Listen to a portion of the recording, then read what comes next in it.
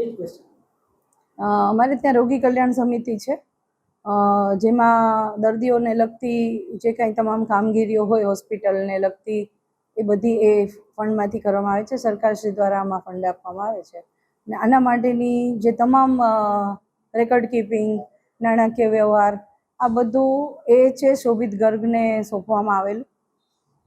અમારી પાસે કાયમી સ્ટાફની અછત હોવાથી એમને કામગીરી આપી હતી. એ સાથે અમારા જે કાયમી એકાઉન્ટન્ટ હોય એમને સૂચના આપેલી કે તમારે આની સાથે રહીને એનું દેખરેખમાં કામગીરી કરવાની.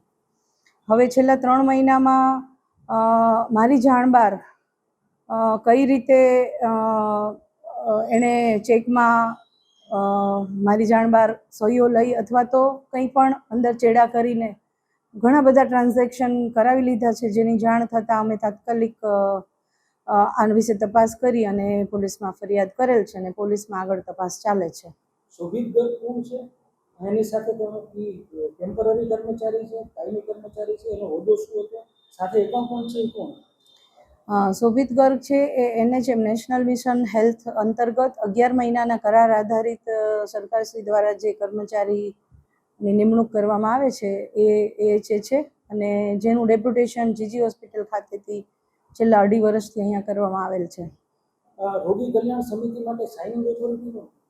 સાઇનિંગ ઓથોરિટી અધ્યક્ષ, એટલે કે અધ્યક્ષ તરીકે મારી રહે છે ડીનની. મેડમ, એને 15 ટ્રાન્ઝેક્શન કર્યા, ત્યાં સુધી તમે સહીઓ કરતા ગયા, તમને ખબર નથી?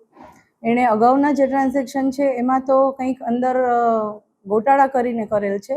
સહીઓ કરેલી પણ એ સહીઓ તો સાચા બિલ સાથે કરેલ, પછી એણે કંઈક અંદર ચેડા કરીને કરેલ છે અને પાછળના ટ્રાન્ઝેક્શનની મને કોઈ જાણ નથી. એ બધું જે બેંક તરફથી વિગતો આવશે ત્યારે ખ્યાલ આવશે. સાઇનિંગ ઓથોરિટી આપ છો, ચેકમાં સહી કરવાની છે, આરટીજીએસ થાય છે, નેફ્ટ થાય છે, કેવી રીતે? ચેકમાં સહી થાય છે. ચેકમાં બેન ચેડા હોય તો ચેક જ પાસ ન થાય, તો આપ કહો છો કે ચેકમાં ચેડા કર્યા છે, તો કેવી રીતના ચેક પાસ? એટલે ઘણીવાર એણે હેડિંગ નાખ્યા વગર સહી કરાવી હોય એવું બને. કામના ભારણમાં એ મારું ધ્યાન ના ગયું અથવા તો બાજુમાં બેસીને કે હું લખું છું કરીને લખીને, એવી શક્યતા છે. આ વિશેનું હું જે બેંકનું વધારે મને ચેકના ને બધા મળે પછી જ હું કહી શકું. એ બધી સહીઓ મારી હોય એવી પણ શક્યતા મને લાગતી નથી. તો અન્ય કોઈ કર્મચારીઓની કે સંડોવણી એવું તમને લાગે? એ બધું તપાસમાં વિગત આવે ત્યારે ખ્યાલ આવે. તમે કહો છો બેન કે હેડિંગ પૂરા વગર સહી કરતા હોય, તમે શું હેડિંગ ક્યારે ચેક નથી કરતા? આપણે વિશ્વાસ મૂક્યો હોય કર્મચારી, એને વિશ્વાસઘાત કર્યો હોય એવી શક્યતા જણાય. સરકારી નાણાં આમાં વિશ્વાસ મૂકી શકાય એવું તમે માનો છો?